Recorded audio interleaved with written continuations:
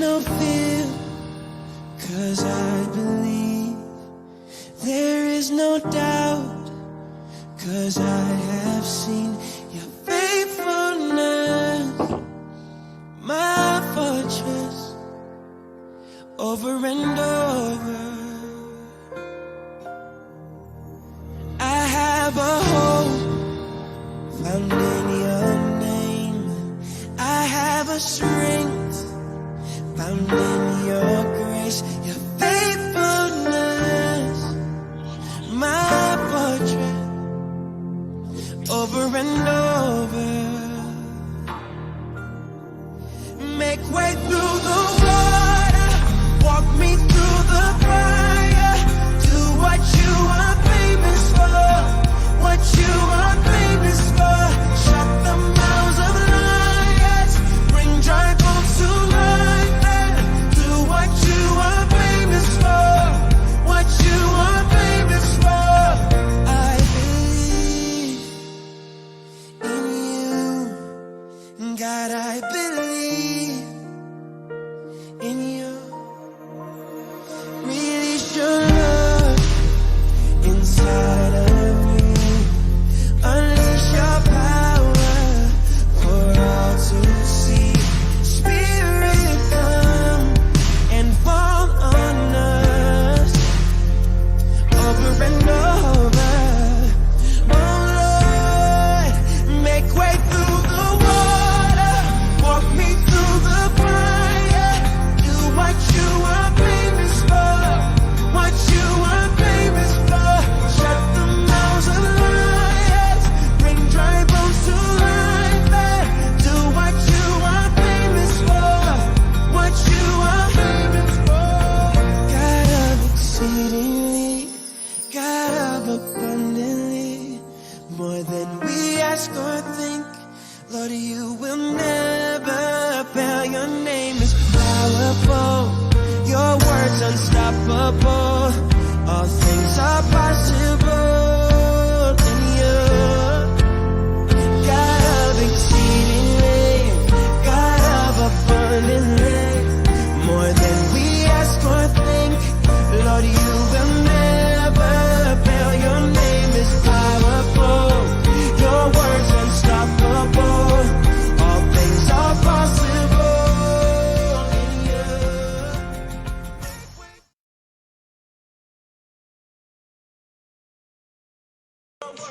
Hello, hello, hello. Welcome to the Live Love Lounge. Let me turn my volume down on my phone. Take yourselves off mute, everyone. So Willie, I've asked you to come off mute, and we've got a really tidy evening for you tonight. So first off the bat, the Live Love Lounge, what is it? It's a space. It's a space that we occupy to talk about issues that affect us. It's a space where we can network, we can focus on our stories and make sure that, you know, topics and issues that affect us are shared with the community. And I don't just mean people who've already experienced substance misuse, drugs and the criminal justice system. I mean everybody, you know, the community. And you know, this is one way of staying true to our principles while we're going through a pandemic, because we're still not out the other end. I mean, we've had a few face-to-face meetings, but we want to keep hold of this digital platform. So that's what the Lancashire User Forum Live Love Lounge is about. And there's a few of us who are deep in this space, driving it, pushing it forward, but the desire, the intention is always to give it away. So having said that, do us a favor, hit that share button. Let's try and drop as many seeds into the world of people who will never meet, you know, or maybe we will. Before we get into it, I just want to share with you, you know, this morning I was sat with a lovely couple whose son, you know, we helped a couple of years ago, and they was helping me today, and I just think that's beautiful that we can help people, families who are experiencing difficulty, and then maintain and sustain that relationship so that when we need help, they're there. And that's really what mutual aid is about, innit? Emily, just keep your eye on them comments. So I'm looking, don't worry. okay, so, and again, you know, this is part 2 of Pete Yarwood's life story, so I'm going to share a little bit about my life story. Before we get into that, we're going to be inspired and motivated. So Emily, who have we got on the Right, well, today? Before I introduce this amazing person, I just want to, on the comments, right, so we've got Chris Rowlands is watching, we've got Leanne Moore, we've got Charles Wilding, Gemma Mulholland, and I just want to mention, so when you say about, you know, community and reaching out, there's a lady who's watching this tonight, Brenda Westerman, right? Now, somebody who I've known for a long, long time, you know, in addiction. And I just want to shout out to this woman for being so brave. She's been in contact with me for the past couple of weeks, and she's took the massive step to come onto a group to join Resrose Recovery. And I just want to thank the women that wrapped themselves around her on the women's group that I did, and have literally shown her love. And I just want to say that I'm so proud of her, because I know how hard it's been for this woman to do what she's doing. And I just wanted to just give her some recognition of the strength. And, you know, she'd found us from watching the Red Rose Forum. She'd seen what I was doing. She messaged me to say, no, I'm really proud of you, and you're doing really amazing. And I just think that's what's beautiful, you know, that the message gets across to people, doesn't it? And now she's on board the Red Rose family. And, you know, Rianne's reached out to her. Rianne's, you know, looked after her, Gemma. And we've got Cara Battle. And I'm so proud to call Cara one of my close friends, because she's been amazing. She's been there for me through a lot. We have a really good friendship. There's a nice little circle of us, and I'm just really proud of her. And this is why I wanted to come on tonight, just to share a bit of her story, to tell people, because I just think she's gone from strength to strength. And, you know, I'm proud that I've been part of that journey with her, you know, the short journey, and watching her just blossom. And I'm just really proud of her. So I just want to introduce Cara to come and tell us what's going to be happening soon, and a little bit about, you know, of her story, if that's all right, Cara. And before we get there, he's disappeared off the screen. Where's Willie? He's there, isn't he? There he is. There's our Willie. Do you know, he's that on fire? He has to wear sunglasses, you know. Honestly, Willie's got some right tales to tell us. You will be able to, his exciting news of who's been buying his book, but we'll leave that for afterwards, Willie, won't we? And Willie's going to do some of his wisdom as well. Yep, definitely. Yep. Well, Willie's trying to sort it. Can you hear us, Willie? Just trying to sort my photo out. All right, lovey. Well, I'll tell you what, while you're doing that, I'll introduce Cara. Is that all right, Willie? Yeah. Right.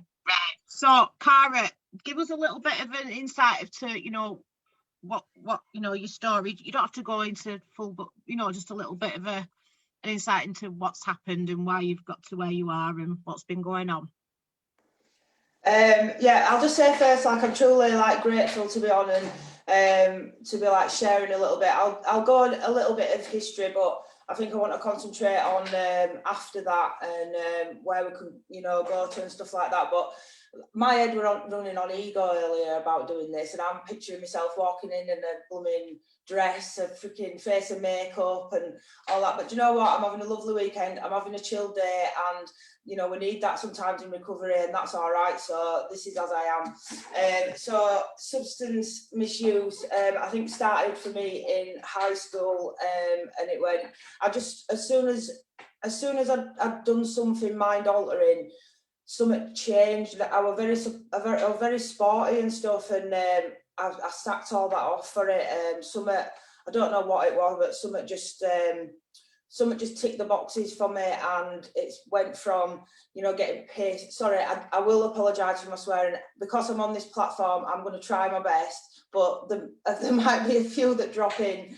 So yeah, I was getting intoxicated early on in high school, and it went through alcohol, weed, solvents. I was sniffing varnish in the woodwork class, and then it's weird to say the word career, but my substance misuse career, that's how I saw it. It was a career for me, and I wanted to try everything. I went out of my way to try any substance I possibly could.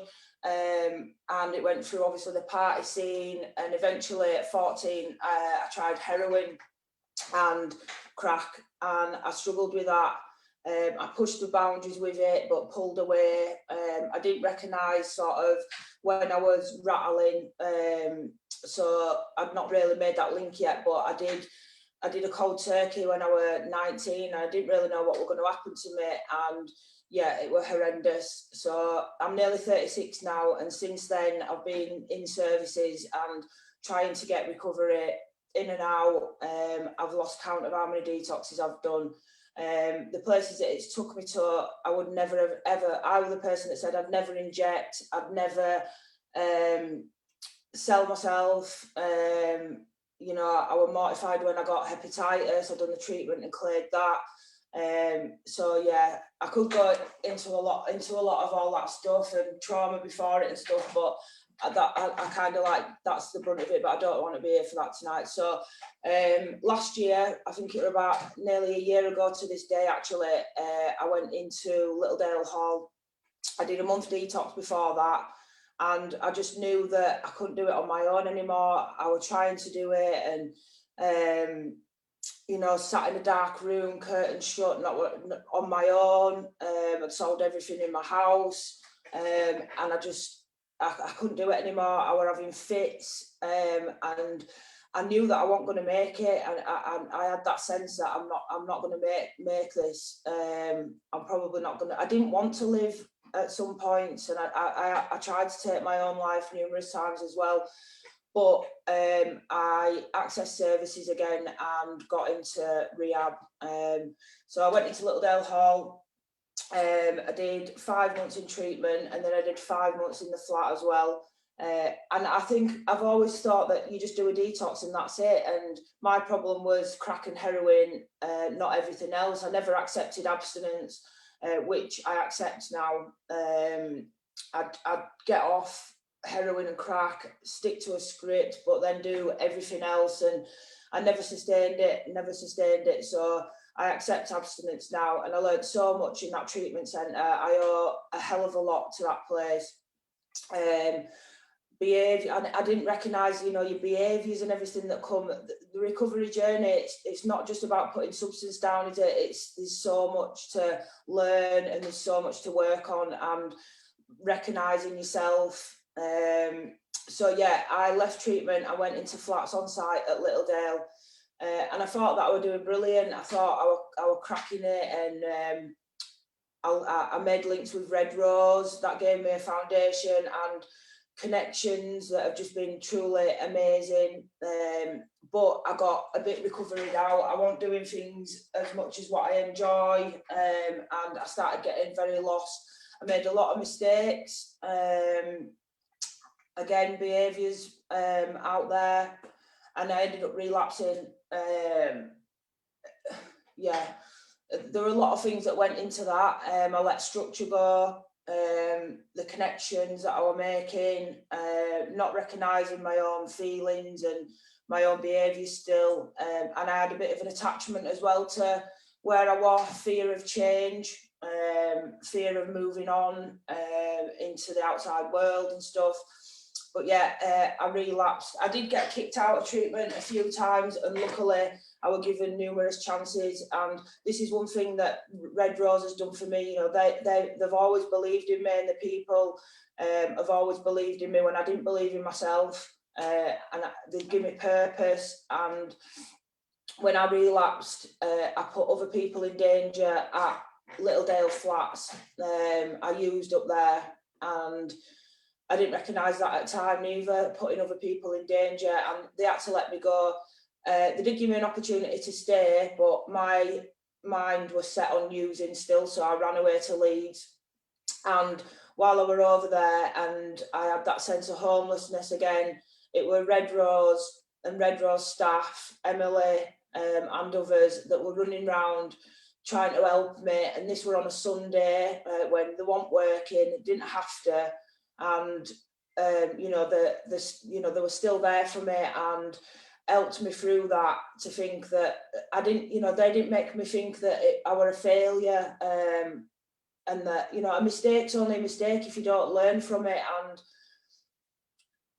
I had that foundation from treatment and from Red Rose, the groups and stuff that I've done, to reach out, to ask for help, to still ask for help, even in that situation. And I was quickly slipping into psychosis again, and I felt like I wanted to die again. I didn't want to be in that madness. It goes very quickly straight back into desperation, and they helped me along that way, and I'm so fortunate for that. I'm so grateful for that. I don't want to put other companies and stuff down, but Red Rose was the one that were behind me, and I didn't feel like a failure. I felt like I could turn it round, get back on the horse, keep going.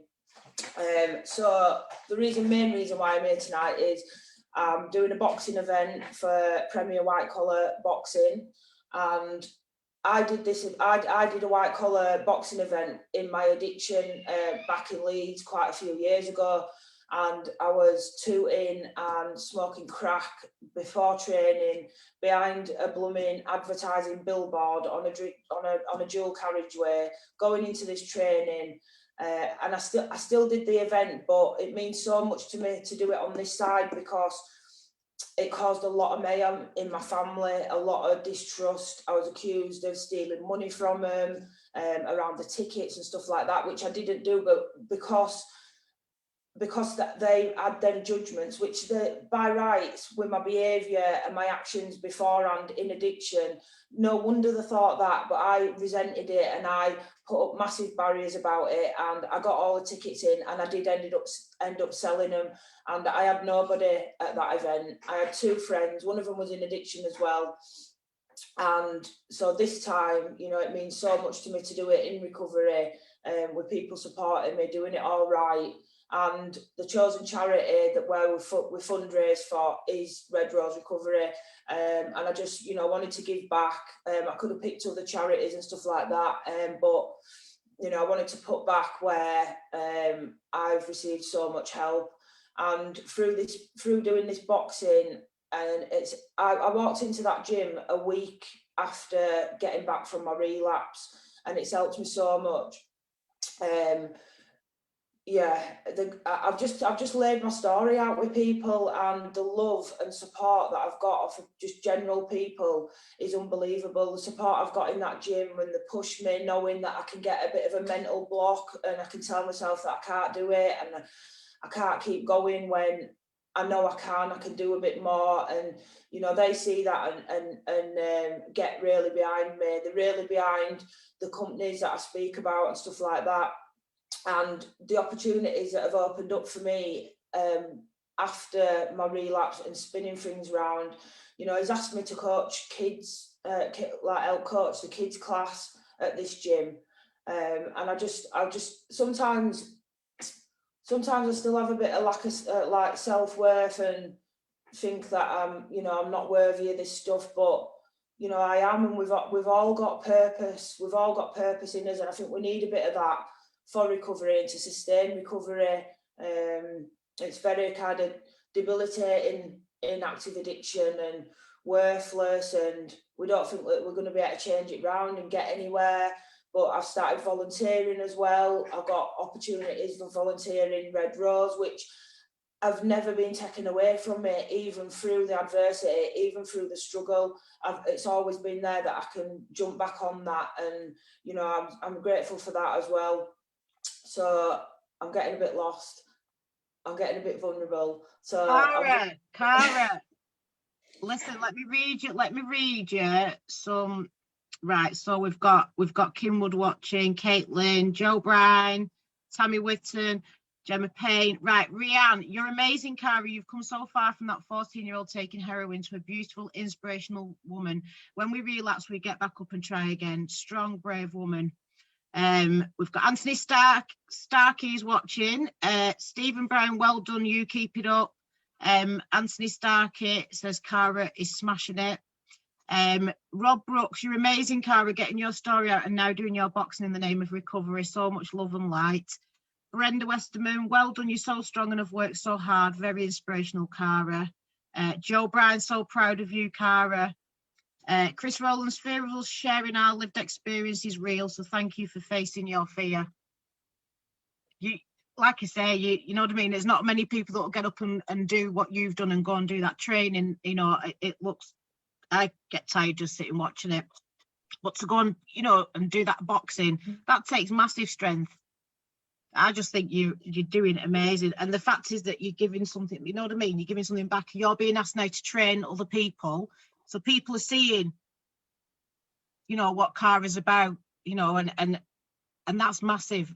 And you're giving back to Red Rose. And I just love you, Cara. You know, I love you. You know, I'm your little gypsy queen.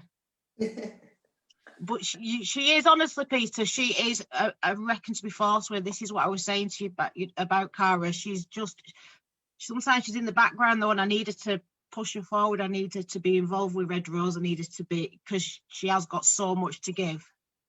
Well, thank you for coming on and sharing your story. And, you know, it's real, isn't it? It's like, it's real, this. And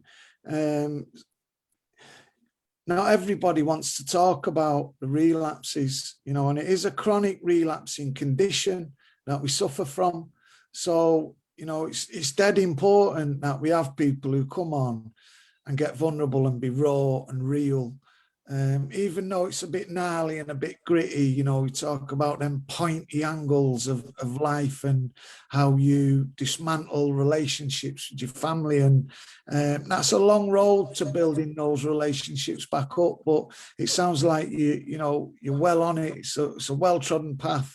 So I want to say we give you this Speaker Bootcamp badge. So as a fearless speaker, you will get one of these in the post to you. Emily, you need to email Laura. Lauren, and I'll email her and get Cara's address. Make sure Cara gets that Speaker Boot Camp. I mean, Cara can go for a walk and like wear them with pride, you know, like, yeah, back off, where's Speaker Boot Camp? Listen, let's spin it round on Emily a bit, right? So when I came onto Red Rose, I knew straight away that Emily was someone to connect with, and I connected straight away. And I'm so honest to God, the friendship that I've got and the help that I've got from Emily is just unbelievable. And to be honest, you know, we do this journey. Well, no, we don't do this journey on our own, and I couldn't have got through some of it without Emily. Honestly, she's been there from me all the way through, and like, I'm nearly going to start crying. Punch me in the face, I'm all right, but all this love stuff. Yeah. Well, just going back a bit to you, because we'll get to Emily in a minute, but if you want to continue to use your past experience of the negative way you've led your life to prevent other people making those mistakes, or even to motivate and inspire the ones that have to come out of that, because, you know, William White is a very learned professor, and he talks about, you know, people with a lived experience, they can transmit something that nobody else can, you know. So we've got like a duty to recognize and accept that. And if you want to continue investing in yourself, we'll put you through the different levels of Speaker Bootcamp training, right the way up to platinum. And, you know, to get your platinum, you have to be able to generate income off your story, and we can teach you and support you to do that. It's really down to you to put the energy into it though, but it's there, the opportunity's there. I think the other thing that I wanted to mention, apart from my beard, which no one's really got on to, no one's slaughtered me about it yet, but it is about partnerships. And sometimes it's it's hard to understand how other organisations aren't there at a particular point, but they are at a different point. And, you know, Red Rose Recovery's got a contract to work with everybody, not just a polished, particular, pigeonholed, polarised, I've got a pea shooter out on you there, just a specific group of people. It's there to work with everyone. And we don't have an end point. So, you know, it's brilliant that we've got staff who will go above and beyond and jump in that arena and be there for you no matter what. But that's not always an easy job. So I want to say I'm proud of Red Rose Recovery for facilitating access to clinical supervision. So when guys get in amongst that nitty gritty, you know, difficult situations, that they can do it safely and it doesn't hurt them. And I think the other thing I wanted to get my head around, because, you know, you're quite an attractive female. How can you get in a ring and start getting punched up? And what happens if you bust your lip or you bust your nose? And I've already got a broken nose, Peter. Don't worry about that. So maybe right, it'll straighten it. Well, you know, it's like, I just think you're amazing that you can, you know, go through all that trauma, all that, you know, adversity, and then come out of it and say, right, I'm going to just plow ahead and I'm going to give back and I'm going to do it doing something I love. It's beautiful. And I know all our guys are already scheduling the social media posts to get it out there and expose it, because that's another important topic when we think about where we go, you know, on our journey of addiction and recovery. We want to integrate, they call it a path to normal living, don't they? A bridge to normal living. Well, that can be a really difficult bridge to traverse if at the other end people are saying, no, we don't want you. You're broken, you're damaged, you're an addict, you'll rob us, you'll hurt us, you know. And I think we have to understand there's a reason why a lot of people think like that, and it's because of the, you know, the war on drugs and the perception. There's still a perception out there that addicts choose to, you know, go down a certain path. Now, maybe at one point you were making informed choices, or maybe not, but I don't know anybody who is homeless who wants to be. I don't know anybody who in the grips of addiction who wants to be. They've a vast majority of them are there because they've found a way to push down all those negative feelings. And it's generally, it works once or twice, but then it's like a spider's web, it pulls them in. But the problem isn't the drugs, is it? The problem is not knowing how to deal with those feelings, that trauma, those adverse childhood experiences. So if society thinks we've done this out of greed or selfishness, then we need to educate them so they understand, actually, you know, we're working with people who are traumatized. We're working with people who have, you know, not chosen to grow up in a family where mum and dad are injecting heroin, you know, and it's not all one-sided. They're really complex reasons, aren't they, that individuals end up in adversity.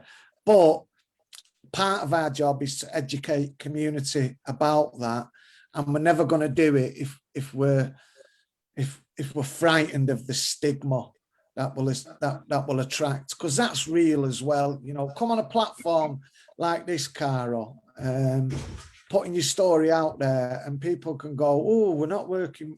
It's real, isn't it? Stigma's real. Well, Rob Brooks has just said stigma is still there, but we're seeing a big change, and with platforms like this, can only help breaking them chains. It's true. Yeah, nice one for that, Rob. Yeah, I could get worried and caught up with all that stuff, but I put myself out there and do stuff like this, And I've done a lot of stuff, like putting myself out there, and the boxing as well, and just sharing my story. But I might get anxious. I'm sweating sat here, to be honest. I am a bit anxious and stuff, but I just tell myself, and I just tell myself in my head, you know what, this is so much easier than active addiction. This is so much easier than that pain, and being in that. And if it helps others and I can give back, so get on that page, guys, and donate on the page to Red Rose. It's all going to Red Rose. Just giving. It's on the site, and there's a picture. The pictures that I've put up on there. There's 2 pictures of me. One of them's when I walked into detox, and the worst one, which people often think that is from my actual before treatment and my years in addiction. That's not. That's the face of relapse. The worst picture is the face of relapse, which wasn't that long ago. So if people can look at that and, you know, just take something from it, then that means more to me. And I was getting very anxious I had to ring a friend about putting them pictures up, and I'm like, look, I'm getting anxiety. Do you think I should put them up? And she's like, well, have you got a fear of being judged? And I didn't think I had, and then I thought, well, yeah, I must have. But the love that I've got back on the back of that post is unbelievable, and it has brought me to tears. You know, some of the things that people have said, even some of the blooming haters have crawled out of a cave and give me support, and you know, it's a blessing, and it's keeping me going. And yeah, so if people can take something from it, then yeah. I mean, you didn't even remember taking that selfie. It's not your best. There's definitely no filter on that one, but I remember you sending it me going, oh my God, I've just found this. And I was like, oh, no, but it's real, it's raw. I'm wondering if, Willie, do you want to say something about Takara? You know, do you want to say anything? You're on mute, sweetheart, though. You're on mute. Just unmute yourself. Because Willie's sat there quiet and I don't like it. Go on, Willie. Yeah. What do you want to say? Do you want me to tell you a bit about stigma? Yeah. It's like when I got arrested and took to court for having a weapon. Basically, I hadn't been in trouble in 14 years, not criminals. I'd been in hospitals, but I never had a criminal conviction fixed. Oh,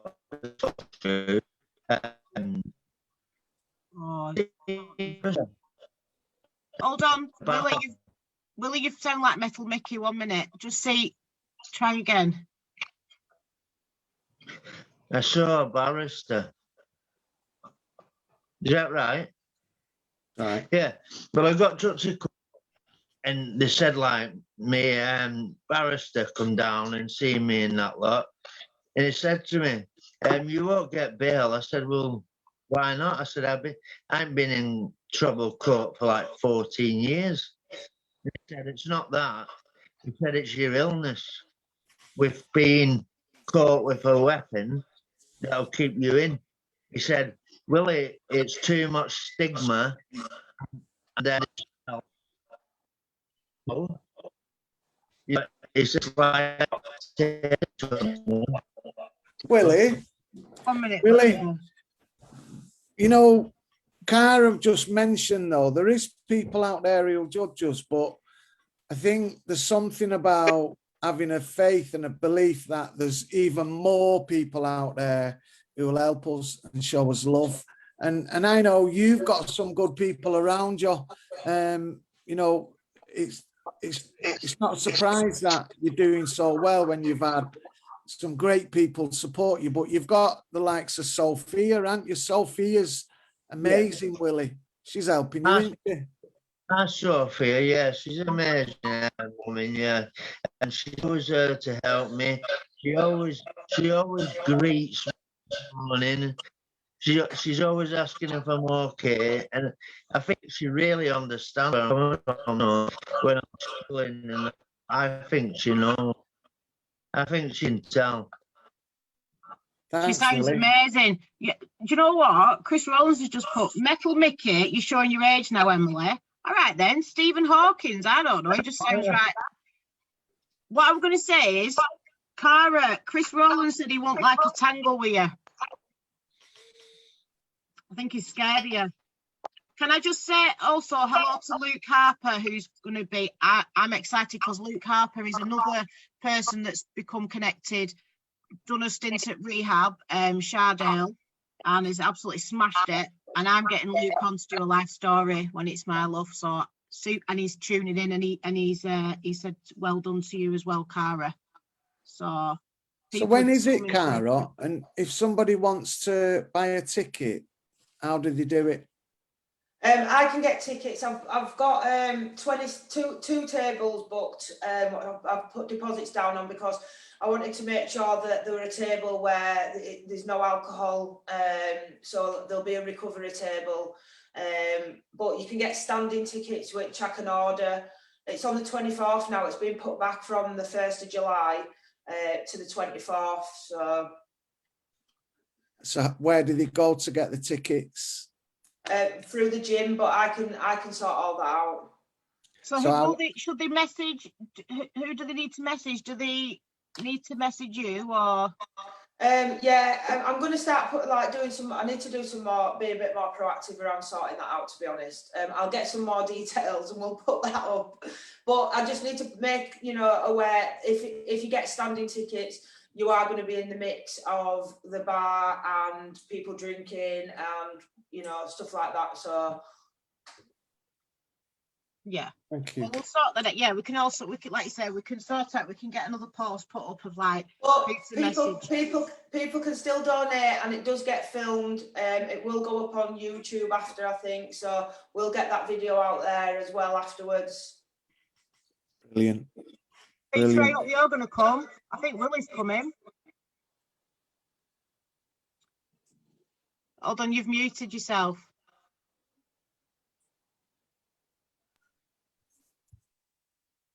Willie, are you unmuting and giving us a bit of your wisdom?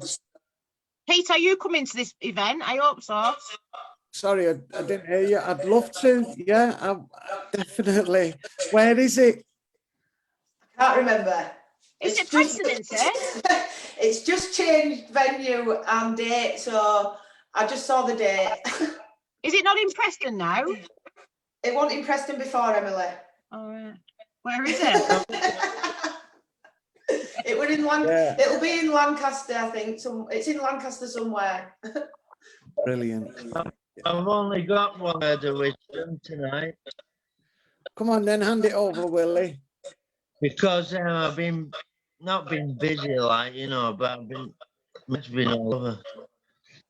Don't cry because it's over. Smile because it's happened. Oh, Willie. Say that one again. We're struggling to hear you. It says, don't cry because it's over. Smile because it's happened. Don't cry because it's over. Smile because it's happened. You know what? Nice one.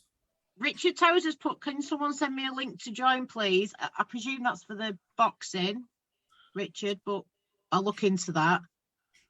And Chris Rowland's going to come and watch you fight. Can I tell you what, though? Don't be blocking my table. I'm on VIP sober table. I need ringside seats. I want my own. I want a throne. Emily, you'll have a throne. You'll always be my queen. You're going to be there, top of the table. Thank you very much. Thank you very much. So, Cara, I just want to say thank you. I don't know if you want to stay on or if you want to go and watch this live or whatever, afterwards, because we're going to be hearing Pete Yarwood's part 2 of his life story because it's that bloody long. We need to do it in parts. Yeah, I'll go off and I'll watch it on live. But thank you. Thanks, But anybody Cara. that wants to see Cara's post, have a look on the Red Rose Recovery page and the Lancashire User Forum. And, she is an inspiration. And please, give a donation and sponsor Cara. And if you want tickets, either message me or Cara and we will sort out a properly who you can get hold of for tickets. Thank you. Thank you, Cara. Thank you. Keep up the fight. Good Take luck. care. Take care. Bye-bye. Oh, So, what an inspiration. I know. I told you she's good, isn't she? She is. She's very. When I first met Cara, she was at Littledale, and she'd do the meetings in a car. She'd sit in a car and she was like always like scowling. I thought, oh, she's a feisty one here. And you know what? She was just a lovely, lovely. And then she came out of a shell, and she just a bit like me. She was just like super angry at the world. Yeah. Had a lot of resentments and like, you know, and carried all that. And you could see it. But you could see she really wanted it. She really wanted recovery. And she's just blossomed so much. And the thing is that relapse, she's come back stronger than ever. Mm. And I'm so proud of her, you know, and I'm sure a lot of people are. She's a good girl. She's a good girl. So, Right, I don't know whether I should. Is it time for you? Hold on a minute. We've got a few people as well, because hold on about your beard. Hold on. Really? Yeah, Glenn said, is that real or is it a filter? Oh, so it was Glenn who got on it, was it? Is that a real beard or a filter? And then he put, yes, Peter. Yeah, well, that's a wicked shape up. Oh, Glenn Jaden saying that's a wicked shape. Well, you know, I can't grow a beard if the truth be known. Can't, but I would love to get one like that. So. Oh, hold on. Philip McManus has put, Pete, I want to jump on this live. Who's Okay. Where's that one? Do you know? Man, it's just near me. My mum's put love. Oh, she's even got, Mum, you've got a name wrong. It's Cara, not Lara, but never mind. Philip McManus, Pete, I want to jump on this live. What has he got something he needs to tell us? Well, how about I don't even know how to. when I'm telling my story, you have a quick chat with him, and if he wants to come on, you can make a decision, an informed decision. But really, it's a shortened version tonight, isn't it? It is. Let me just send you a message. And we've got 20 people, so I mean, I'm up for it. Right. Well, you start your story, and I'm going to see what this guy wants to come on the live for. If it's some inspirational, motivational recovery talk, or Right. I'll decide. I'll make that decision. But Peter, part 2 of your life story. I'm super excited. So please take it away. I'm not sure I want to now. I'm affected. Yeah, you do. Come on. Because like the numbers drop down. It's like everybody. Get the numbers, get sharing, people. Come on, please. Pete's going to tell his life story, and the numbers have all dropped down. So it's like I am affected, and I don't want to do it unless that number goes up. It'll start going up. Don't you worry. So I suppose what I am. Oh, it's going even down. It's going the other way now. Come on, isn't it? guys, please. Let's share. I'm going to share it again. I'm going to share it. Hit the share button and let's see how far we can get out there with this story, because I want to talk about some issues that are real to me and I've experienced. So let me just put this on full. Oh, it's going up. It's going up. We're all right. Come on. I know. I'm joking. You know, light-hearted humour. Really, my self-esteem today isn't rooted in a number, but I do recognise that we've got a platform and we've got an opportunity to challenge stigma and, you know, bring about awareness. So 4 weeks ago, as you know, we share this Live Love Lounge, and different team leaders host and organise their virtual space, how they want to host and organise it. And I said that I'd share my story after a little bit of gentle persuasion from the Love Committee. So this is, you know, a carry on from my early years when I got into addiction, experienced rejection, you know, drugs and crime was glamorized, and then it was rapidly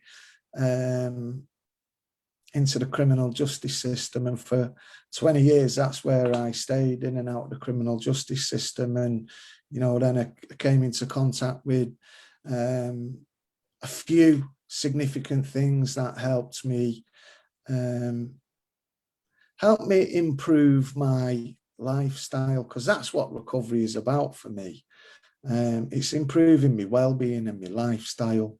And, you know, my lifestyle and well-being is massively improved today from what it used to be.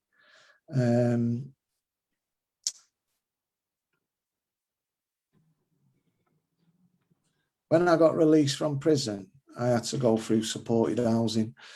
And it was at that point when I started to realise my problem wasn't the drugs. The drugs was my solution to the problem, you know. And the real problem, as I started to understand, was I didn't know how to navigate life on life terms. And by that I mean, you know, I'd existed in a minority group on the fringes of society. I couldn't function in society because I didn't feel like I belonged, or I was a part of it. But then I started to realize, well, how am I going to get a job, and why can't I sustain? I could make friends, but I couldn't sustain them because I was damaged, I was broken inside, and my view of the world was skewed. So I didn't know how to manage a budget. You know, it's like I didn't know what to do with money. I didn't know how to spend things on myself. I knew how to like function as a drug addict and a criminal, but I didn't know how to survive as a pro-social member of the community. I didn't have a roadmap for that. And I'm really fortunate that I was given a space in supported accommodation, and alongside that supported accommodation, I had access to a pro-social network, and it was a church. You know, charities are part of what's called the VCFS, the voluntary community and faith sector. And that's what I was tapping into via a charity, the faith sector. And in that faith sector, there was people who had achieved what I aspired to achieve. There was role models there. There was men who didn't beat the women. There was men who got up and they went to work, and they worked bloody hard to provide for their families. And I you know, when I look back on my life as a parent, I couldn't really point to anything and say I'm proud of that, because I was always about me, being selfish for me. That's all I cared about. However, when I looked at these guys and studied them, they cared about other people and they looked after other people. And I just put myself around them. You know, it wasn't long before I was up every morning at 8 o'clock and I'd be round at the local community centre. You know, do you need any volunteering doing? Do you need any jobs doing? It wasn't about the money. It was about the purpose. It was about being active, you know, and I was faced with, I can either sit in, you know, my room all day on benefits, watching TV, or I can get out and I can integrate. And that's what I did.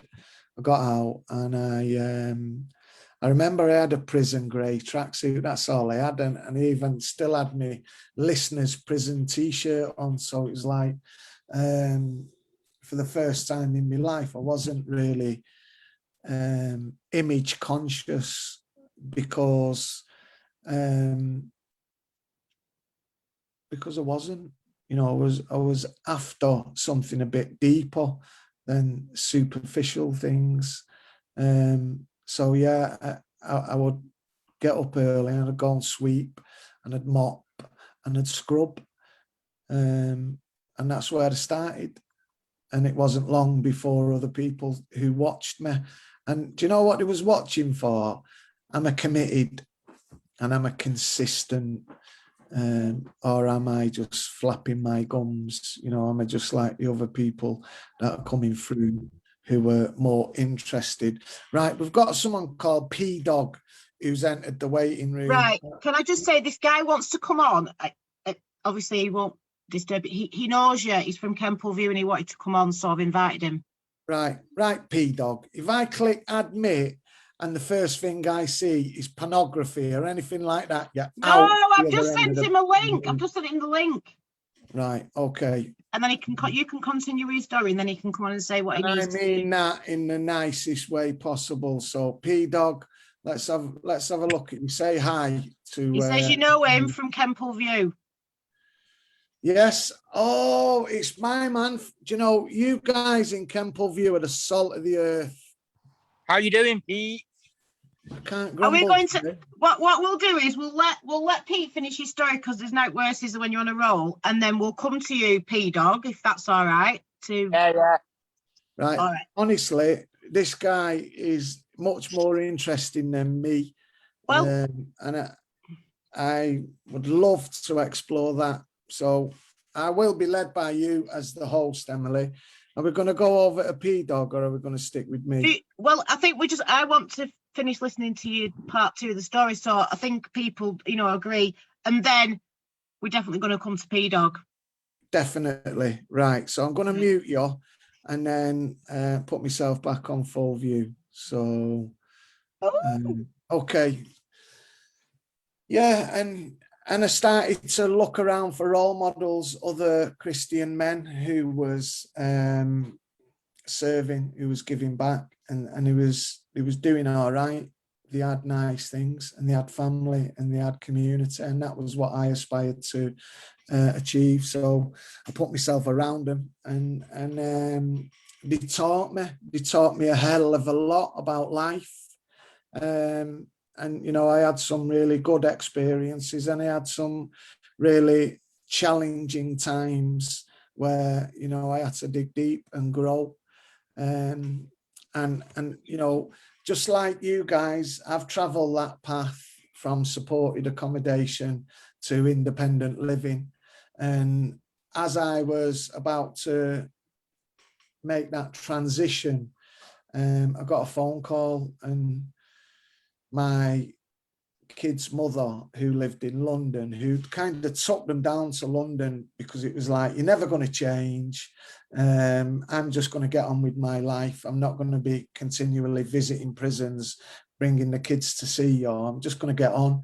And it was like, I couldn't really argue with that. So I had 3 children who lived in London with my ex-partner, and I got a phone call one day to say that she died.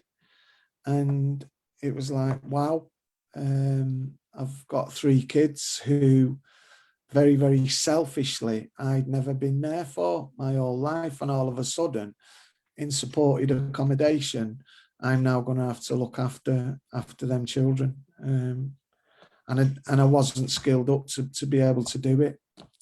So I'm fortunate, somebody put us up. And it wasn't long before me and Libby, my daughter, was in a homeless hostel, man, and that was tough. And there was paedophiles in there, and I knew there was a paedophile in there because it was a family hostel, and it's like there's a young guy in there, and I've got a teenage daughter there, and it was like, how do I handle this? Because everything in my DNA was wanting to be angry and aggressive towards another guy, because I felt love and protection for my daughter, but also I was able to empathize and say, well, that guy is he's got his own challenges as well, and I don't want to add to them. I'd rather put my energy into protecting my daughter and teaching her that I'm not that same person anymore. So we managed to get a house, a little terraced house in Oswald Twizzle, and it was me and Libby. She come home one day and she was like, it's me prom from school. I want to go to like the party, Dad. And a few of us have put together for a limousine and a prom dress, and I didn't have any money, and by this time I'd applied for numerous jobs, and because I'd been honest about my antecedents, the fact that I've got a criminal record, nobody wanted to touch me. And I contemplated, should I lie, should I make up this past, this shiny, polished past and just tell employers what I think they want to hear? Or do I play it with a straight bat and say, you know, I've got a colourful past, but I've got some good transferable skills.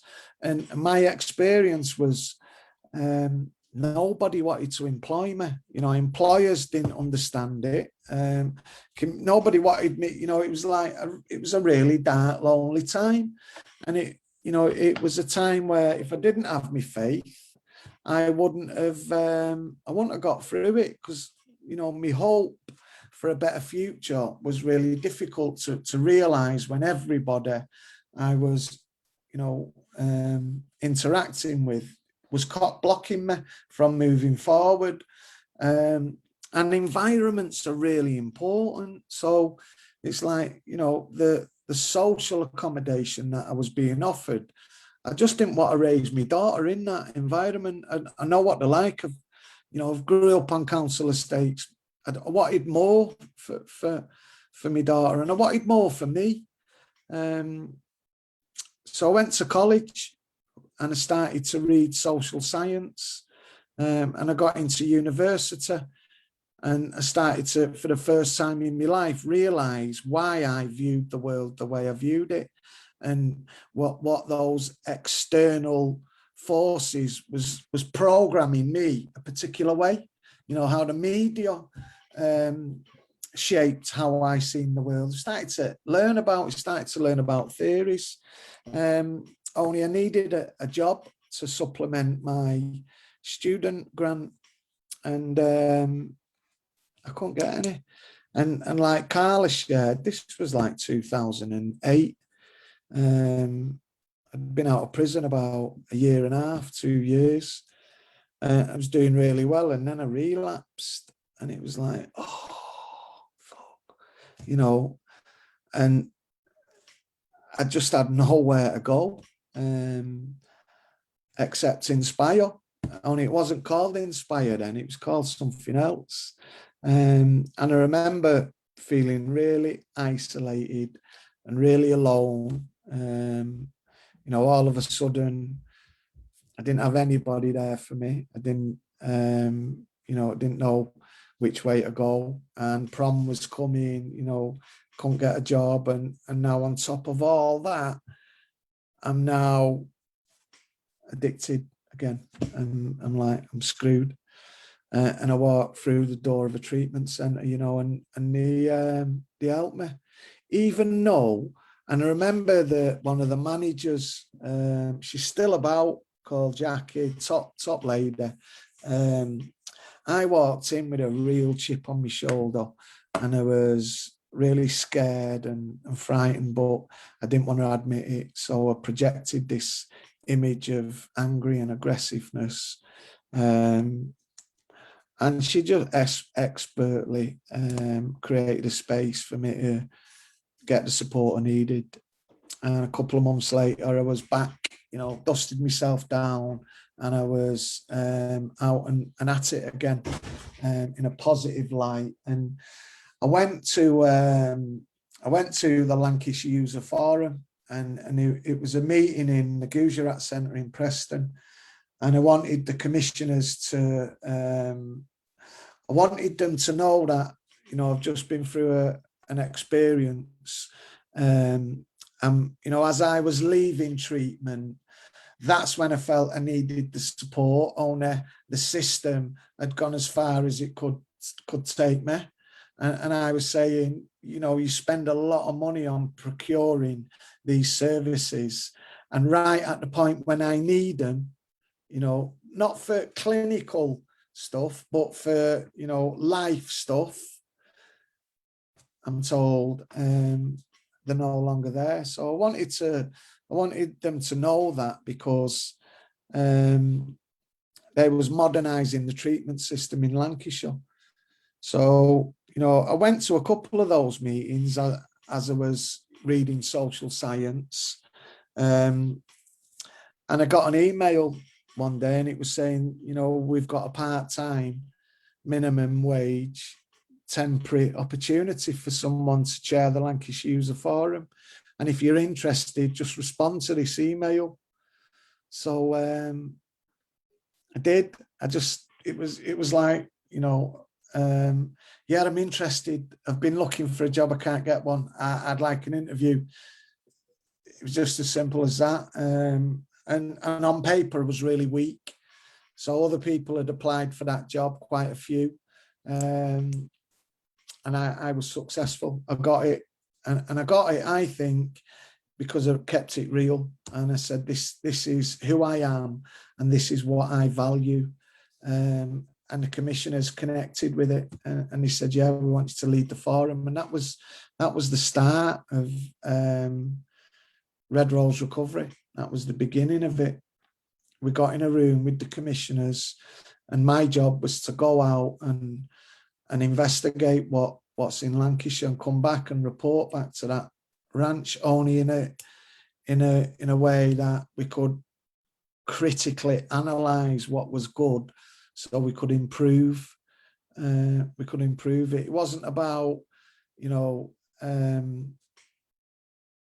criticizing. It was about critiquing, and there's a difference. So I would come back and I would talk to people, and I'd grab as much information as I could, and I'd present that back to the team, and I'd say, this is where I think the gaps are, and this is what I think we need to do to bring as many people as we can into this space where, you know, via the Lancashire User Forum. So the first thing I did was I started to research the recovery movement, and what I found was that you get lots of passion. It's the passionate people that make the difference. And, you know, looking back over the last few decades, it's always passionate people that make the difference. So what happens is they'll like put some energy into building something, but what we also know is addiction is a chronic relapsing condition. So if we build a system around an individual, then chances are, if anything happens to that individual, the system is not going to be as strong. So I was saying, I don't mind being the linchpin and the catalyst, but only for a certain amount of time, because it can't be built on an individual. It has to be built on a system and a process. So I then started to look at, well, what is that system? What's the foundation? And we said, well, first of all, we don't want to penalize anybody who's in treatment or anybody who's in addiction. This isn't just for, because that was one of the things what used to get stuck in my throat. Professionals wanted to polarize, you know, are you abstinent or are you harm reduction? And it's like, whoa, why are you trying to pigeonhole me? You're trying to polarize it because that helps you to understand it, but it's not about you. It's about us. It's about we. It's about our guys. So we're not even going to engage in that kind of vernacular. What we're going to say is we're people first, and we're not going to polarize it, and we're not going to pigeonhole people into particular boxes. We're just going to say we're a group of people, and this is what we stand for. So the New European Economics Foundation did a piece of work called the 5 Ways to Wellbeing, and we said that's one of the foundations, because that means we can bring everybody. It's not going to be, you know, oh, you've been clean longer than this person, so you better. Actually, it's going to be a bit deeper than that. It's going to be around individuals' behaviours, not whether they're clinically prescribed something or they're in active addiction. We're gonna create a space and ask people, are you connected? Are you active? Are you learning? Are you giving? What's the other one? Are you noticing? You know, we're going to build it on that. And then the other thing we said, as a system, you know, as a platform, we want to focus on what's good and true and beautiful. We want to build it on a glass half full approach. So what does that look like?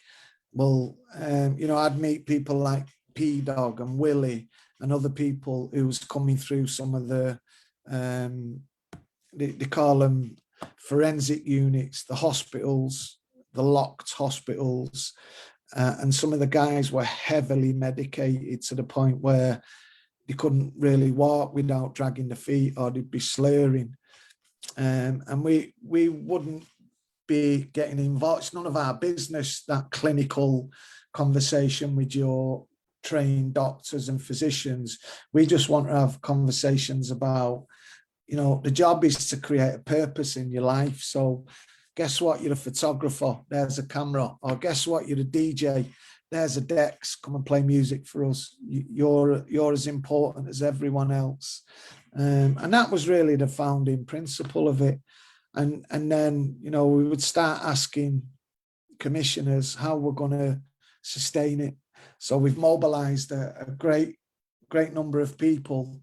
How do we, you know, how do we get some training into the world? How do we get some opportunities for them to advocate? How do we get some decent housing? How do we get their voice integrated into the system at every level? You know, they were the questions we'd ask. And, you know, pretty much like Carla said, people who wanted to support and partner with us started to come forward.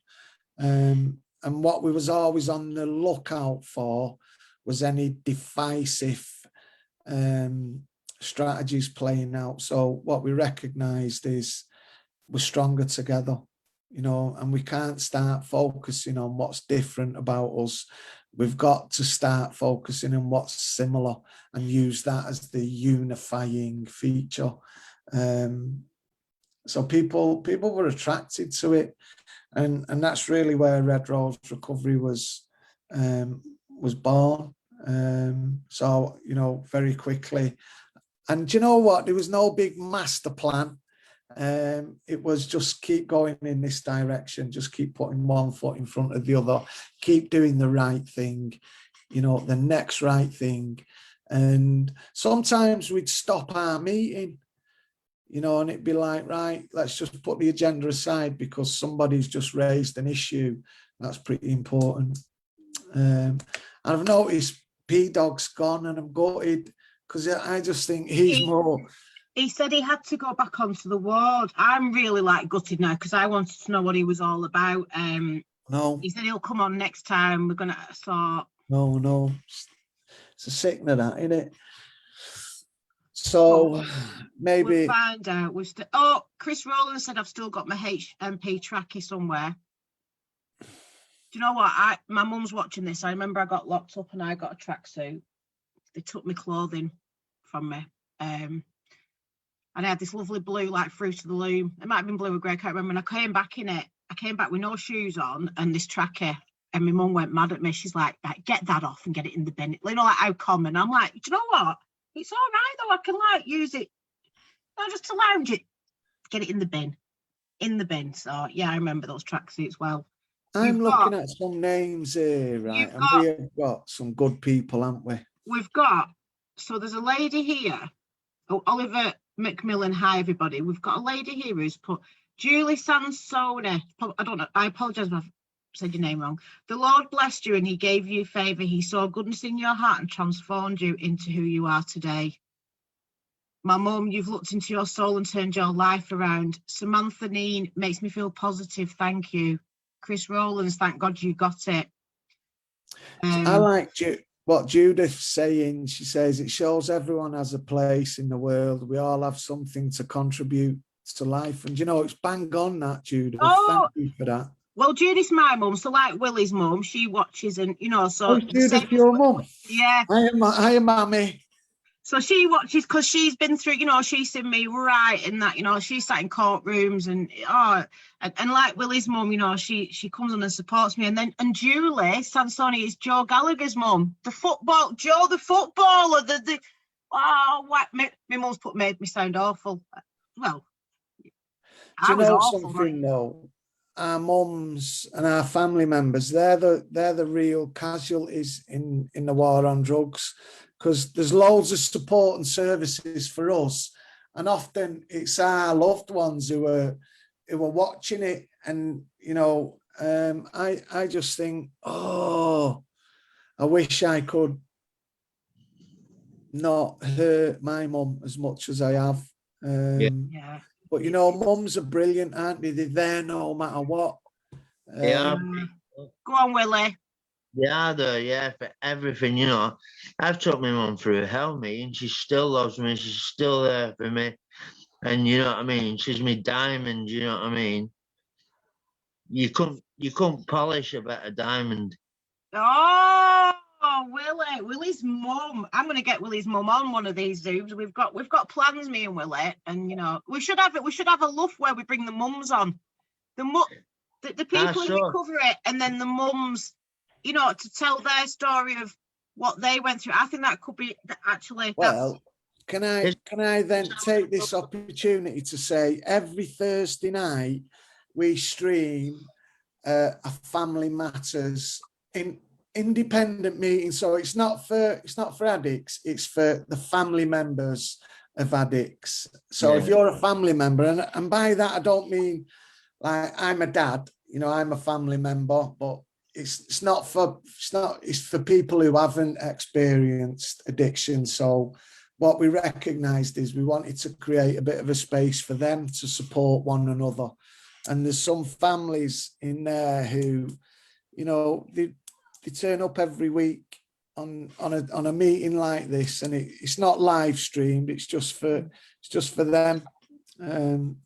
So if you want to know about that, just touch base with me or Emily or Emma, and we'll make sure you get the link. Chris Wills put my mum couldn't sort of Zoom out, lol. And then Shelley's put community is family. Yeah, like I say, I mean, I think that would be a great one, getting some of the parents on and then some of the recovery people. And Emily, is our Sophia on tonight? I can't see her. Let me have a look. Sophia's just usually watch this, Willie. Yeah. Is she downstairs watching it? Is she in the same building? No. All right. I'm going to say bring her on. I can't see, but I'm sure she will be. The thing is... Oh, you can't see, can you? Well, I can see comments, and then, but there's people watching, but it doesn't say exactly who's watching. Yeah. Joe Bryan's put, you're such an inspiration to everyone in or coming through recovery, Pete. Your knowledge you spread to others is noticed to everyone who comes in contact with you. Thank you for being you. Thanks, John. Yeah, thank you. So I'm checking out now for 1 week. I am about to head, and you shouldn't really say this, should you? You shouldn't tell people you're going on holiday because they come and rob your house. So I'll be going on a holiday, but I will be leaving a big Alsatian to look after my house, and I'll have an alarm and I will have cameras that I can watch on my phone. So watch out for the doorbell and all that. But I will be down in Woolacombe Bay this weekend. So if you're in Woolacombe Bay, come and say hi lovely. over the next week. And you know, it's a real pleasure. It's a real pleasure to be part of this network, this movement. And next week I've got an important interview, even while I'm on holiday. So hopefully, you know, the right thing will happen, and whatever it is, you know, whatever happens, it'll be the right thing, I'm sure. Well, you've got an interview. You're not leaving us, are you? Well, I'm keeping a smother on it, so maybe I am, maybe I'm not. Whoa. Emily. We've got to have space for others, haven't we? Go on, Willie. Tell Daniela, okay, hiya. Danielle, if you're watching tonight, Willie says hi, but I will, I'm sure she'll be in touch, Willie, don't you worry. Chris said getting the mums on would be a wicked show. If anybody steals this now, I won't be happy. So this is going to be for my love, thank you. So just putting the warnings out there. Nobody need this is coming, Willis. I can't wait till we're face to face. Yeah. We used to do face-to-face meetings in Kirkham, And I remember we had some brilliant events there. They'd let us have our meetings in their visit halls, and prisoners could come in and be a part of it. It was awesome. So hopefully, you know, we'll get some. I was with you, Pete, last time, wasn't I? Kirkham. Yeah, I remember I brought Libby in, and Libby got up on the stage and told her story, what it was like growing up with a dad in and out of prison. It was really, really powerful. Yeah, well, like I say, we'll have to. I'll have a chat with Willie about that. That could be another show for us. Yeah. Is my picture frozen? Well, I don't know if it was just a photograph you take, and I thought, you know what, that's a good picture. Is that just it's frozen, has it? Because we can still hear you. No, I'm moving, but the picture's just. I just thought it was a photograph. Well, we can I before I go, can I thank you, Emily, and you, Willie, for supporting me and, you know, being amazing, and thank all the guys who were behind the scenes, you know, pulling levers and pushing buttons and squirreling away, working, grafting to help. Personal it helps me though. You know, it helps me stay in recovery, just knowing that I've got this community. So, and I'm sure Willie feels the same. Yeah, of course I do. Yeah, I just want to say to everybody, you know, if you're struggling and that, just keep on going. You know, I've hit rock bottom, you know, and it's hard to get back up. But I love yous all, and I'm here. Okay. Oh, we love you, Willie. Yeah, nice one, Willie. Oh, hold on a minute. Just before, Willie, can you just tell the Lancashire User Forum who bought your book? Someone's bought your book, haven't they? You said somebody very important. Oh yeah, professional footballer from Millwall. Wow. So what me and Willie want to do, and someone might help us now, so hit the share as well, because we want to get the word out there. Me and Willie want to go and do some talks in local churches. So at the end of the talk, they can buy Willie's book. And if you know, if you want to go to Red Rose Recovery's website, you can also buy the book there. Also, Sam Griffiths messaged me, and he would like someone to go down to Healthier Heroes in Burnley to speak to some of the males there who want to join force. Maybe that could be something for you and Willie to do. Maybe that could be. Willie, your speaker boot camp badge is on its way to you, so we'll see if we can make that happen, Emily. Me and Willie will go down and do a talk. Yeah, because there's some. See if you can make it happen for us. Listen, Sam Griffiths wants this to happen. He's got people down at Healthier Heroes, and I think, you know, as you've just said, I think you'd be absolutely fantastic. There's these lads that want to, you know, jump on board the Red Rose Recovery bus, and I think that would be brilliant. You know, you can take your book down, you can speak to these young men. Yeah. All right, we'll leave it with you, Emily. When I come back from holiday, me and Willie will plan a date in. Yeah. Let me know, Pete, when you come back, mate. Send me a message. We'll sort it. Don't worry. I might have to come along. Just, you know. You take care, Emily. I'm going to put me out of office on. So. All right. Well. Thank you. Thank you very much. I've enjoyed it this evening. It's been very inspirational. Thanks. Yeah. Thanks, everybody. I love you all. Oh, love you too, Willie. Good night and God bless everyone. Bye, everybody. Take care. God bless.